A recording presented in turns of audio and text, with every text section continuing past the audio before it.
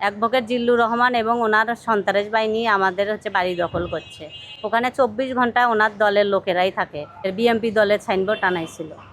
27 তারিখে ভোর 5টার সময় আমাদের বাসায় অ্যাডভোকেট জিল্লুর রহমান এবং ওনার দলবল নিয়ে আমাদের কেসি গেট ভেঙে বাসায় প্রবেশ করে আমাকে আর আমার 2 ছেলেকে টানা হেঁচড়া করে মারপিট করে বাসায় থেকে বের করে দেওয়ার পরে ওনারা দখল করে। তারপরে আমার বাবা বাধা দিলে আমার বাবাকে ওই একই রকমভাবেই মারপিট করে আমার বাবা রক্তপাতও হয়, আমার ছেলেটারও মাথা ফেটে যায়।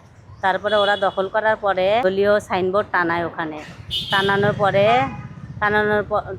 পরে ওরা বিএমপির ক্ষমতা দিয়ে ওই বাসায় সব 24 ঘন্টায় দলীয় দলের লোকজনকে ওখানে রাখে, যাতে আমরা ওখানে যাইতে না পারি। কিন্তু আমি আমাদের দেশের প্রধানমন্ত্রীর কাছে একটাই অনুরোধ, আমি যেন ন্যায় বিচারটা পাই। যেহেতু আমি আমার 2 ছেলেকে 2025 সালে আমি আমার 2 ছেলেকে লিখে দিছি।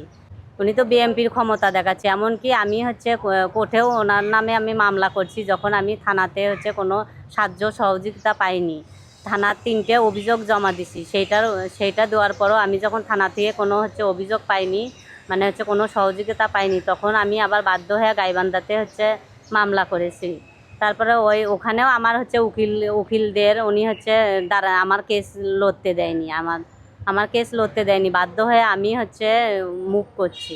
বিএমপি দলের ক্ষমতায় অ্যাডভোকেট জিল্লুর রহমান বিএমপি দলের ক্ষমতায় কিন্তু দেখাচ্ছে ওখানে। বারিস্তা এখন ওনাদের দখলে আছে এবং উনি দলের ক্ষমতা দিয়ে ওটা ব্যবহার করতেছে, দলের ক্ষমতা লাগেছে।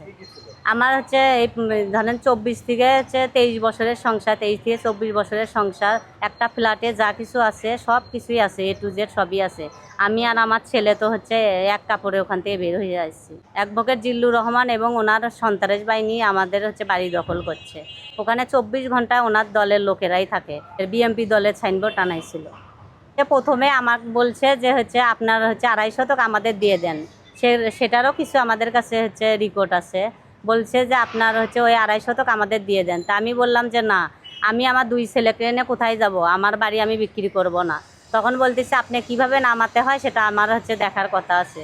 পরে আবার বলছে তাহলে আমাকে 10 লাখ টাকা চাঁদা দেন। তা আমি বললাম আমার কাছে তো ওই চাঁদাটা নাই। আমি যেহেতু আমি আমার 2 ছেলেকে নিয়ে থাকি, তা আমার কাছে সেরকম কোনো অ্যাভেলেবেল টাকা নেই। তখন বলল যে তাহলে আপনার 2.5 শতক জায়গা আমার কাছে বিক্রি করে দেন। তা আমি বললাম যে না, আমি বিক্রি করব না। আমার 2.5 শতক আমি বিক্রি করলে আমি এই 2টা বাচ্চা নিয়ে কোথায় যাব?